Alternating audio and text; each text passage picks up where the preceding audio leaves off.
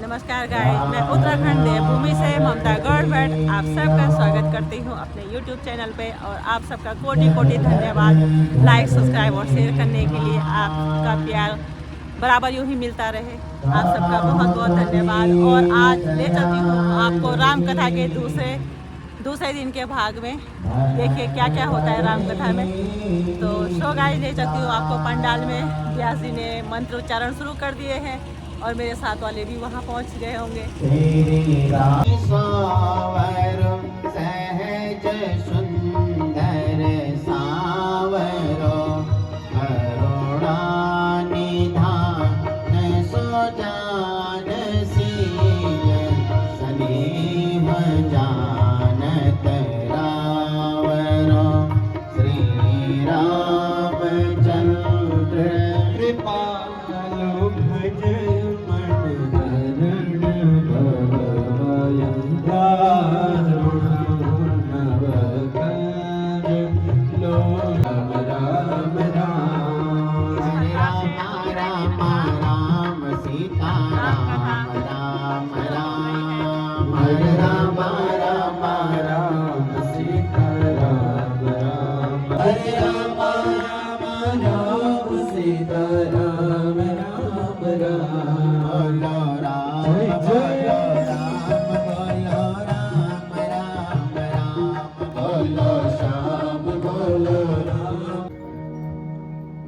करुणावरणालय भक्त वांछा कल्प तरु भगवान श्री राम की पावन गाथा रामचरितमानस। आनंद कंद भक्त वत्सल भगवान श्री राम के परम अनुग्रह से परम दुर्लभ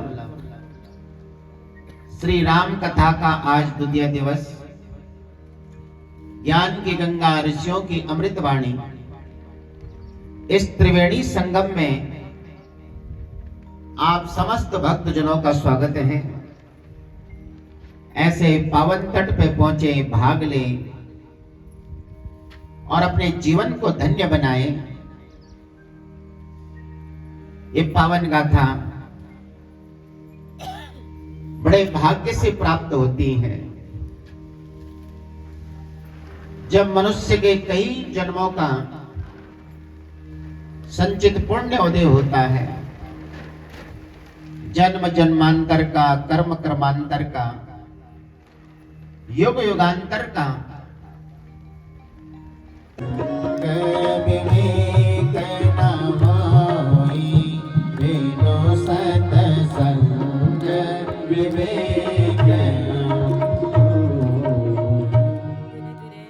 तो सत्संग प्रभु की कृपा से मिलता है। जैसे जैसे समय राम कृपा बिनु सुलभ न सोई।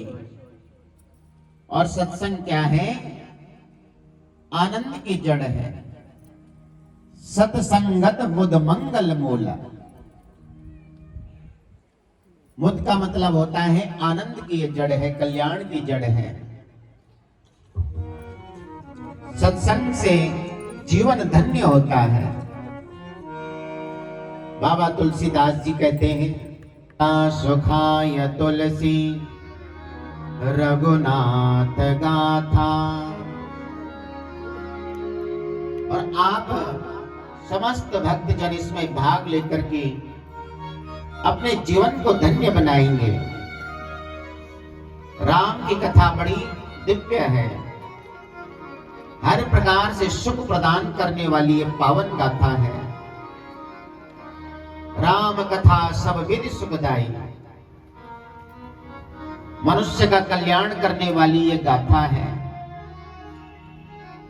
इसलिए इसमें स्नान करके जीवन को धन्य बनाना चाहिए, कृत्य कृत्य करना चाहिए। ये कथा मंगल करने वाली है। मंगल करनी कलिमल हरनी तुलसी कथा रघुनाथ की। मंगल करनी कलिमल हरनी तुलसी कथा रघुनाथ की। गति पूर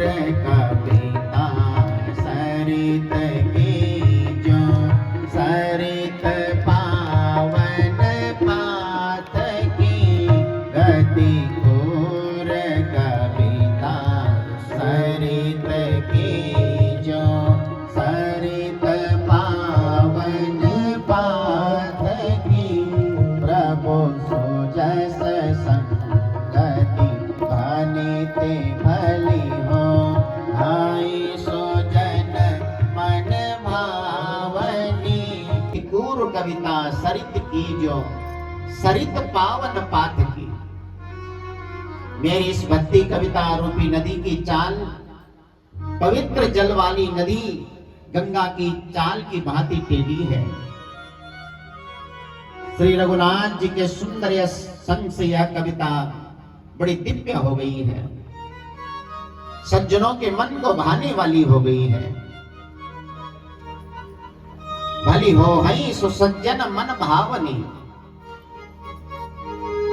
क्योंकि शमशान की अपवित्र राख भी जब महादेव को अर्पण हो जाती है, भगवान शंकर के अंग संग हो जाती है, तो परम पवित्र हो जाती है और स्मरण करते ही पवित्र करने वाली बन जाती है। सबकी विनती करके बाबा तुलसीदास जी कहते हैं कि प्रभु ने मुझ पर इतनी बड़ी कृपा की, मैं तो एक भांग का पौधा था, लेकिन प्रभु की कृपा से मैं तुलसी का पौधा बन गया, मेरा जीवन धन्य हो गया। उन दीन बंधु सर्वशक्तिमान जो घटघट वासी हैं, जो बुद्धिमान है, वो अपनी वाणी को पवित्र करने के लिए इसे गाते हैं। तो मैं भी उन भगवान के चरणों में शीश झुकाकर बारंबार दंडवत करता हूं, क्योंकि मैं उनकी कथा को गाना चाहता हूं। तो बाबा तुलसीदास जी ने सबका स्मरण किया है। प्रथम में भगवान शंकर माता पार्वती को वंदन किया है, क्योंकि ये दोनों श्रद्धा और विश्वास है, और श्रद्धा विश्वास के बिना कोई भी कर्म सफल नहीं होता है। श्रद्धा वागर्था संपृक्तो वागर्था प्रतिपत्तये जगता पितरो वंदे पार्वती परमेश्वरो।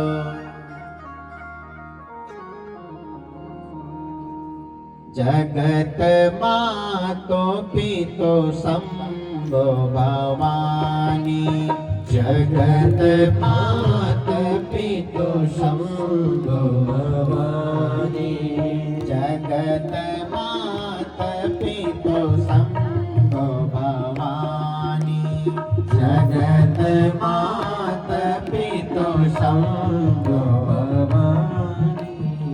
ये जगत के माता पिता है, इसलिए इनको वंदन करते हुए इनको संग में लेके चलना पड़ेगा। भगवान की कथा याज्ञवल्क्य जी अलग घाट पे गा रहे हैं, बाबा तुलसीदास जी गा रहे हैं चित्रकूट में। भगवान शंकर इसी पावन कथा को कैलाश पर्वत पर गाते हैं, और काक मुसुंडी जी पक्षियों को ये कथा श्रवण कराते हैं। ऋषि मुनि तो श्रवण करते, नारायण कैसे हो सकता है जो स्त्री के लिए रोता है। तब मां सती से कह दिया कि जाओ परीक्षा ले लो, जो तो मरे मैं। प्रभु राम के आगे खड़ी हो गई। प्रभु राम माता सती को वंदन करते हैं और कहते हैं कि हे देवी, विपिन अकेले फिरों के हेतु आप वन में अकेले कैसे फिर रही हैं? भगवान शंकर कहाँ हैं? तब माता सती समझ गई कि भगवान शंकर ने ठीक ही कहा था कि ये तो सर्वज्ञ है, सच्चिदानंद घन है। अब मन ही मन बहुत पछताने लगी हैं। भगवान शंकर के पास पहुंच के प्रणाम करती है। भोले बाबा कहते, देवी परीक्षा ली क्या? तो मां सती झूठ बोल देती है। गई समीप महेश तब हसी पूछी कुशलात, लीन परीक्षा कवन विधि, कहा वो सत्य सब बात। मां सती ने झूठ कह दिया कि हे नाथ, मैंने कोई परीक्षा नहीं ली, आप ही की तरफ प्रणाम किया है। लेकिन जब भगवान शंकर ने ध्यान लगाया तो समझ गए, जान गए, मेरी देवी ने मेरी मां का रूप धारण किया है। अब इस शरीर से मैं पत्नी भाव नहीं रख सकता हूं। यही तन सतहि भेंट मोहि नाही, शिव संकल्प कीन मन माही। वाणी हुई कि ऐसी प्रतिज्ञा तो केवल हे नाथ आप ही कर सकते हैं। माता सती को ज्ञात हो गया मेरे प्रभु ने मेरा त्याग कर दिया है,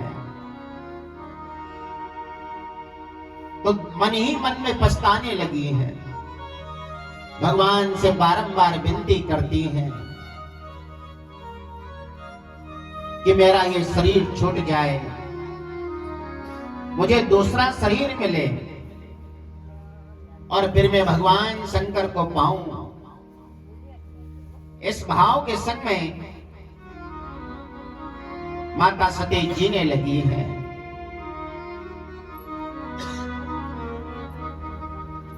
तो इधर दक्ष प्रजापति को बहुत बड़ा पद मिल गया।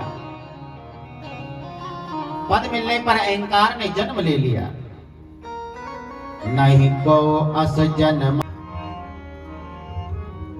बहुत सारे शंका भी करते हैं कि जब संसार ही नहीं है, भक्ति नहीं, तो फिर भगवान कहां? तो कुम्हार मिट्टी का घड़ा बनाता है, घड़ा फूट जाता है लेकिन मिट्टी तो फिर भी रहती है।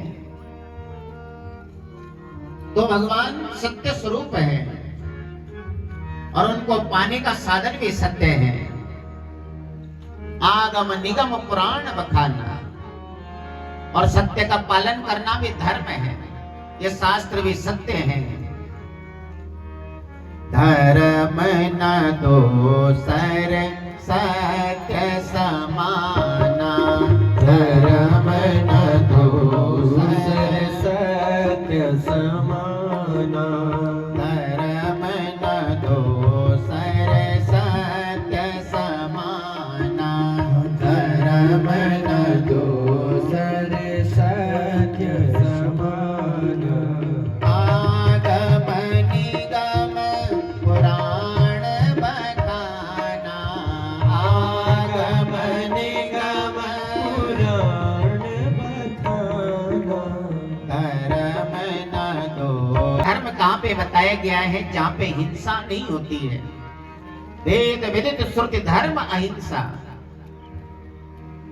जहां पे हिंसा नहीं की जाती जीव की, लेकिन अहिंसा परमो धर्म हमारा शास्त्र कहता है। और निसहाय जीव की हत्या करने के लिए कहा है। लेकिन जब धर्म की बात आए तब हिंसा करनी पड़े तो करना चाहिए, मैदान में उतरना चाहिए, घर में नहीं सोना चाहिए।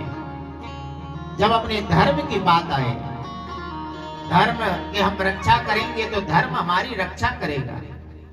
धर्म रक्षित रक्षिता, इसलिए धर्म के लिए सोना नहीं चाहिए, अपने धर्म के लिए जागना चाहिए।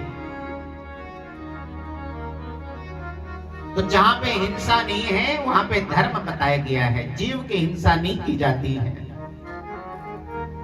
और धर्म कहां पे है? जहां पर सेवा की जाती है अपने पूज्य जनों की। सबते सेवक धर्म कठोरा, और सेवा हनुमान जी महाराज ने की है। भगवान शंकर के ही स्वरूप हैं, रुद्र अवतार है शंकर स्वयं केसरी नंदन। तो भगवान चाहते तो मानव शरीर धारण कर सकते थे, कि हमारी देवी ने शरीर त्याग दिया है। तो भगवान शंकर ने एक लट लिया और धरती पर पटक डाला है।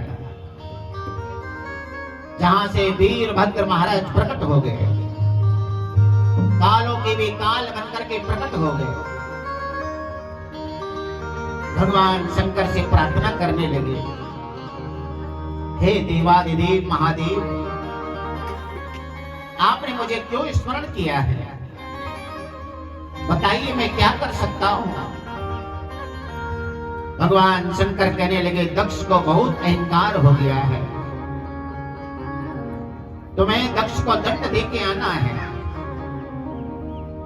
तो वीरभद्र महाराज चल पड़े हैं, और वीरभद्र महाराज जब चल पड़े तो ज्वार भाटा आने लगा है, पृथ्वी डोलायमान होने लगी है। कालों के भी काल बनकर के वीरभद्र महाराज चल पड़े हैं। करालम महाकाल कालम कृपालम गुणागार संसार पारम नतोहम। जो समझदार थे स्थान छोड़ के भाग गए। वीरभद्र महाराज ने यज्ञ को विध्वंस करना प्रारंभ कर दिया है, और जिसने भगवान शंकर की निंदा में सम्मिलित हुए सबको दंड देना प्रारंभ कर दिया। गणों से पूछा, बताओ कौन भगवान शंकर की निंदा में सम्मिलित था?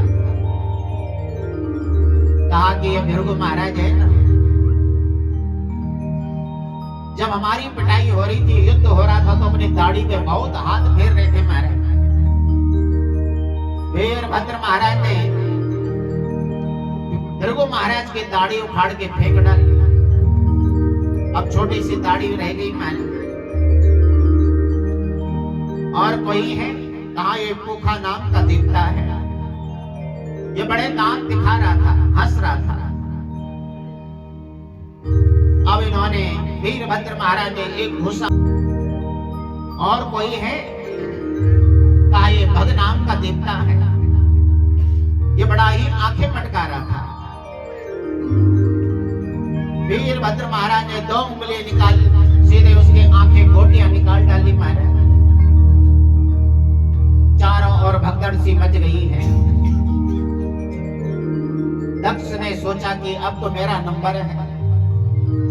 दक्ष भागने लगे महाराज, और जब भागने लगे तो वीरभद्र महाराज ने छलांग लगाई है, दक्ष को पकड़ लिया है।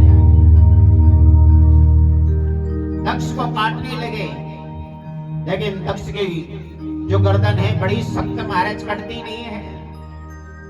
तब भगवान शंकर को याद किया है। करालम महाकाल कालम कृपालम गुणागार संसार पारम नतोहम। तो सारा त्रिसंकाश गौरम गभीरम मनोभूत कोटि प्रभाश्री शरीरम। भगवान शंकर की स्तुति करने लगे हैं। न जानामि योगम जपम नैव पूजाम न तो हम सदा सर्व दासं बुद्धोभ्यम। जरा जन्म भगवान की निंदा कभी नहीं करनी चाहिए। नमस्कार। दक्ष ने भगवान की निंदा की तो गर्दन कट गई और बकरे का बाद में सर लगा है। चारों ओर हाहाकार मच गया, यज्ञ विध्वंस हो गया। सब देवता ब्रह्मा जी के पास गए हैं। ब्रह्मा जी से प्रार्थना करने लगे कि हे देवादिदेव,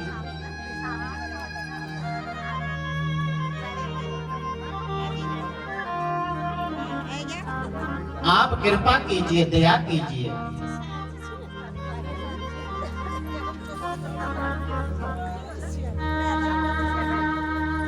सब प्रार्थना करते हैं। भगवान विष्णु भी, ब्रह्मा जी, तो आइए हम भी उन भगवान शंकर को भाव से भजते हुए चलते हैं। भोलेनाथ दया करके मुझको अपना लेना, भोलेनाथ दया करके मुझको अपना लेना। मैं शरण पड़ा तेरी चरणों में लगा देना, मैं शरण पड़ा तेरी चरणों।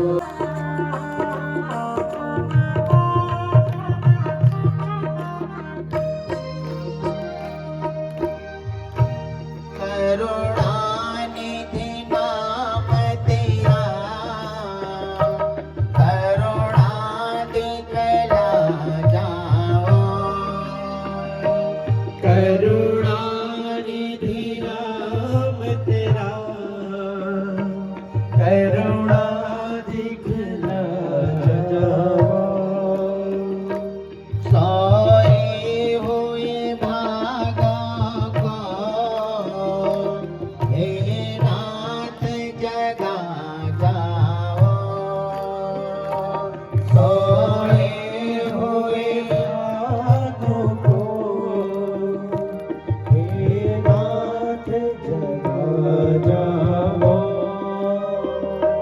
मेरे नाव भंवर डोले, मेरी नाव भंवर डोले, इसे पार लगा देना, भोलेनाथ दया करे मुझको लगा देना। मैं शरण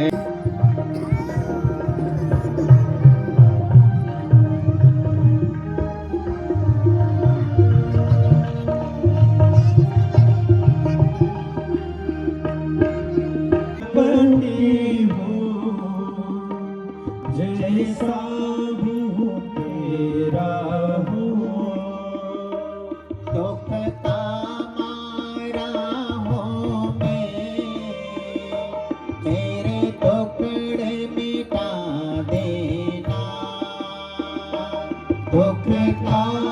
3 बार भोजन करते हैं तो एक समय भगवान के लिए निकालना चाहिए। बहुत सारे तो ये कहते महाराज हमारे पास समय नहीं है, तो समय तो निकालना पड़ता है। जिंदगी में काम भी करते रहना चाहिए, प्रभु के लिए समय भी निकालना चाहिए, समय तो निकालना पड़ता है। जिंदगी जब तक रहेगी फुर्सत न होगी काम से, कुछ समय ऐसा निकालो प्रेम कर लो श्री राम से। तो भगवान के लिए तो समय निकालना पड़ता है। जो कहता महाराज हमारे पास तो बहुत काम है, भगवान के लिए जो समय नहीं निकाल सकता तो उससे एक ही जीव प्रसन्न होता है, और वो जीव कौन है? गधा। गधा कहता है कि मैं भी दिन रात काम करता रहता हूं, मेरा है। तो गधा ऐसे जीव से प्रसन्न होता है जो भगवान के लिए समय नहीं निकालता। भले तुझे मनुष्य शरीर मिल गया लेकिन है तो मेरी बिरादरी का, इसलिए भगवान के लिए समय निकालिए। और 9 भक्ति में एक भक्ति ये भी है कि भगवान के लिए समय निकालना था। शास्त्र में लिखा है कि गुरु मंत्र को किसी को नहीं कहना चाहिए। गोपनीयम गोपनीयम गोपनीयम प्रयत्न का, लेकिन मेरे भोले बाबा कभी छुपाते नहीं। नारद जी सोचने लगे मैं तो यहाँ चिंगारी डालने आया था, माता तो प्रशंसा में प्रशंसा कर रही है। नारद जी कहने लगे कि माता मैं संसार में जगह जगह घूमा, लेकिन आपस में कहीं भी महाराज लड़ाई झगड़ा को जरूर देखा। पति पत्नी चाहे कितना भी आपस में प्रेम है, लेकिन लड़ाई झगड़ा हो ही जाता है। माँ पार्वती कहती मैं तो अपनी जानू, अपने स्वामी की जानू। और आजकल तो महाराज मोबाइल इत्यादि है, कई प्रकार के अच्छे काम कर लो, उससे धर्म का प्रचार प्रसार कर लो। वो आप लोगों पे निर्भर करता है कि आप उससे सत्कर्म कर रहे हैं। चाहो तो उससे धर्म का प्रचार प्रसार कर लो, अच्छा काम कर लो, चाहे तुम्हारा लड़ाई झगड़ा करवा लो। बहुत जगह तो ऐसे ही होता है महाराज, मोबाइल में ही लड़ाई झगड़ा हो जाता है, रिश्ता टूट जाता है। तो अच्छी चीजें हैं तो उसका सदुपयोग करना चाहिए धर्म के प्रचार प्रसार के लिए।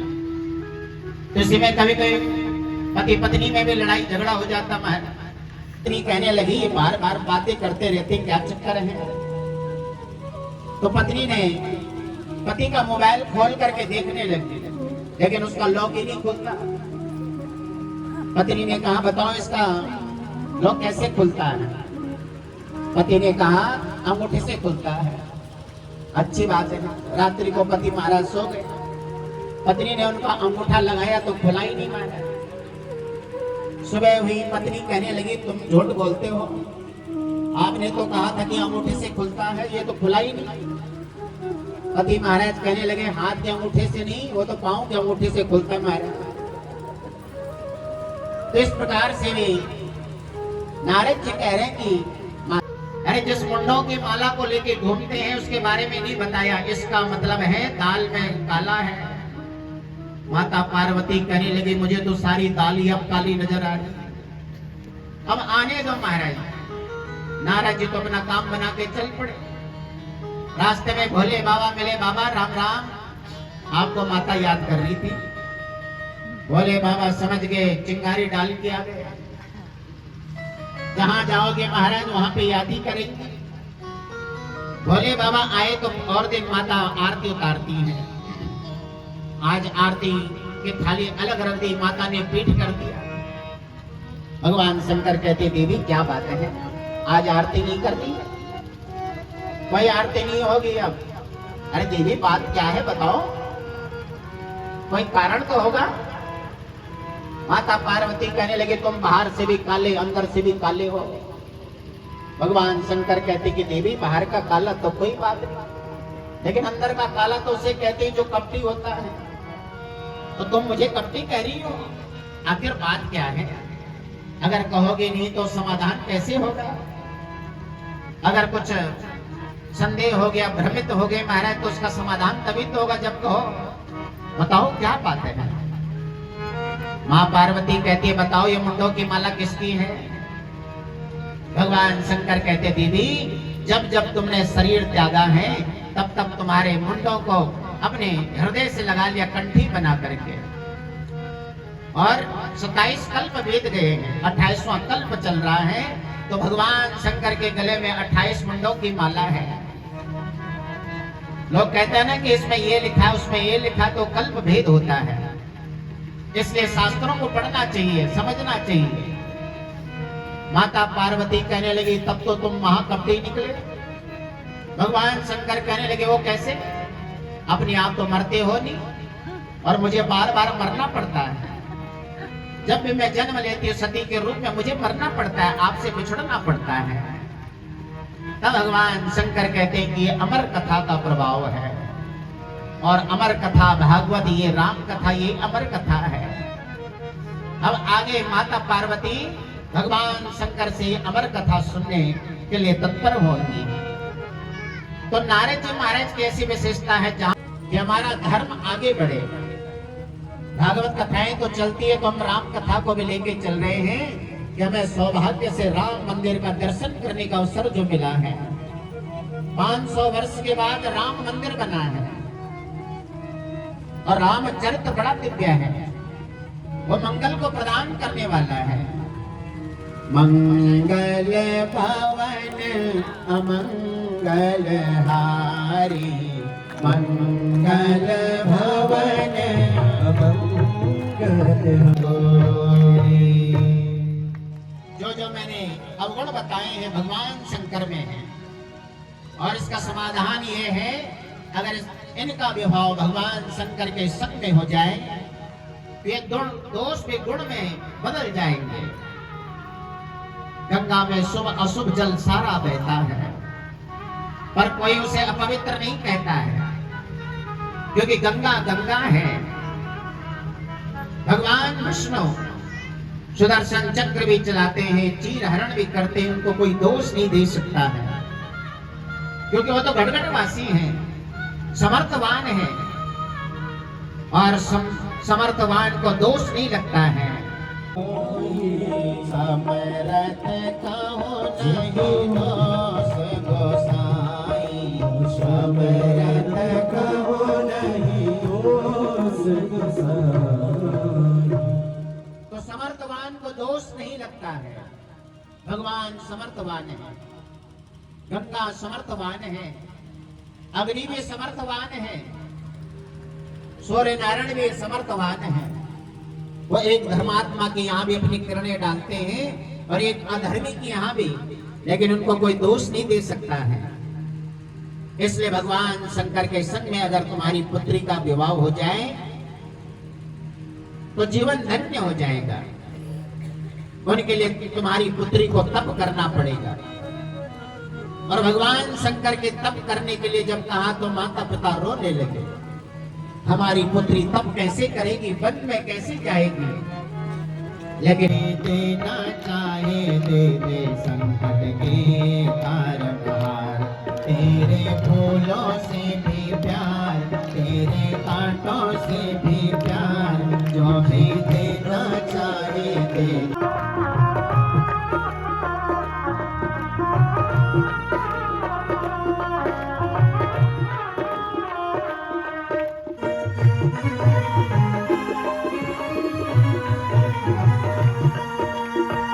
पार्वती भाव से भक्ति से गा रही है भगवान शंकर के लिए, वो आप भी गाते हुए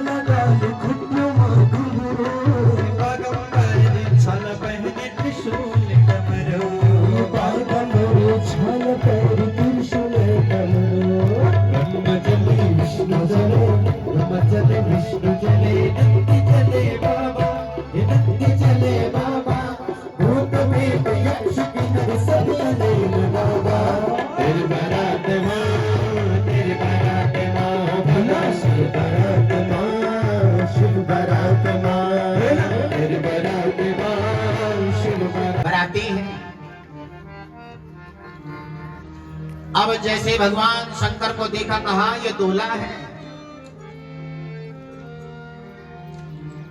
बैल पर बैठा हुआ महाराज, बैल पर भी उल्टे बैठे हुए और नंदी महाराज की पूंछ पकड़ी हुई है। बच्चों ने देखा रे ये दूल्हा है।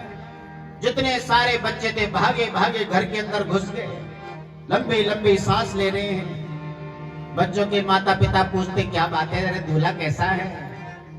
बच्चे कहने लगे वो दूल्हा नहीं, वो तो साथ साथ यमराज लग रहा है। ऐसा दूल्हा संसार का ही पहला महल। अब कौन जीवित रहेगा पता नहीं, सबके सब अपने घर के अंदर दुबक गए हैं। इधर माता मैना चल पड़ी है सुंदर थाली सजा करके। भगवान विष्णु इनको देख करके प्रसन्न हुई, लेकिन जैसे भगवान शंकर को देखा महाराज ये दूल्हा थाली मटकी वहां से भागी और रोने लगी जोर जोर से। मैंने नारद का क्या बिगाड़ा था? नारद जी को गाली पड़ने लगी है। अगर काम बन गया महाराज तो ठीक, नहीं तो बिचौले वाले को ऐसी गाली पड़ती है। नारद जी को गालियां पड़ने लगी है।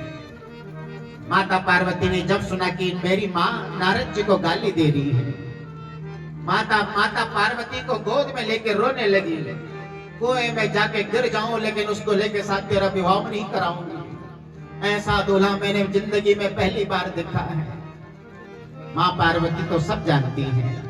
माँ पार्वती कहती कि माँ, किसी को दोष देने से क्या लाभ है? कर्म लिखा जो बावर ना हो। पति परमेश्वर है तो स्त्री भी देवी है। एक दूसरे को समझ के चले तो महाराज फिर अच्छा चलता है, नहीं तो संसार में फिर खटपटी जीवन भर चलता रहता है। इस प्रकार से कल भगवान राम का हम जन्म महोत्सव यहाँ पे मनाएंगे, तो बड़ा पावन चरित्र है।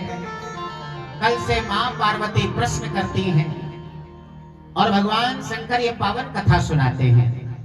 तो ऐसे सुंदर अवसर पर सब आए, भगवान राम का जन्म महोत्सव यहाँ पे मनाएंगे। आप अपने घर में भी बच्चे का जन्म महोत्सव मनाते हैं, लेकिन आप तो सब अंग्रेज हैं महाराज। सब सनातन धर्म की पद्धति है कि बुझाने के लिए है, जोत से जोत जलाने की है। अपने घर में जोत जलाइए, इतने भी अंग्रेज मत बन जाइए महाराज। ये बच्चे फिर बाद में सब कुछ भूल जाए। तो कल सबको आना चाहिए। ऐसे सुंदर अवसर पर अपने संग में 2-4 जोड़ के संग में लाना चाहिए और ऐसे सुंदर अवसर का लाभ उठा करके जीवन को धन्य बनाना चाहिए।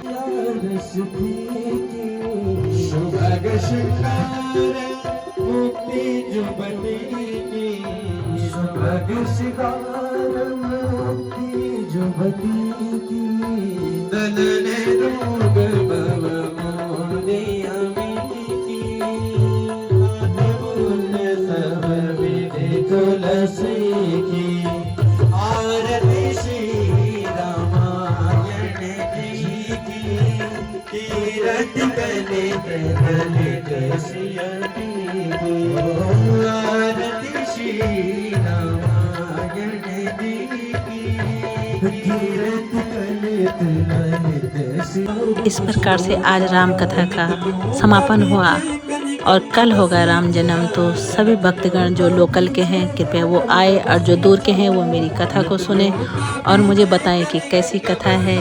मुझे एडवाइस दे, मुझे सलाह दे। लाइक शेयर और सब्सक्राइब करें ममता गौड़ भट्ट। और इसी के साथ हम लोग अब रात्रि कीर्तन के लिए चले। देखिए कैसे कीर्तन होते हैं हमारे। थोड़ी देर कीर्तन भजन में भी हमें जाना पड़ता है, हमारी दुर्गा कीर्तन मंडली।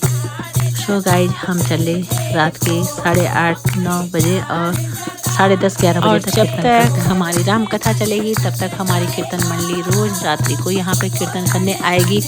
और सभी कीर्तन मंडलियों से मेरा विनम्र अनुरोध है, लोकल के जितने भी हैं कृपया वो आप लोग भी आए और इस राम कथा का श्रवण करें, क्योंकि ये हमारे धर्म का प्रचार है, हमारे सनातन धर्म का प्रचार है। अपने आने वाले पीढ़ी को और हमारे बच्चों को कम से कम पता चले कि हमारा धर्म क्या है। बच्चे भटकते जा रहे हैं रास्ते से कम बच्चों को अपने धर्म का पता होना चाहिए, हमारे प्रभु कौन है, किस प्रकार से, क्योंकि समय बहुत बेकार आ चुका है। तो अगर हम लोग भगवान का रुझान करेंगे तो हमारे बच्चे भी हमारे पीछे ज़रूर कुछ ना कुछ उन पे भी इसका फर्क पड़ेगा। तो सो गाइज थोड़ा कीर्तन भजन करते हुए आप लोगों को कैसी लगती है वीडियो कमेंट्स ज़रूर कीजिए। लाइक शेयर अपने सनातन धर्म को। बाय, फिर मिलती हूँ पार्ट 3 में कल दूसरे ब्लॉग में।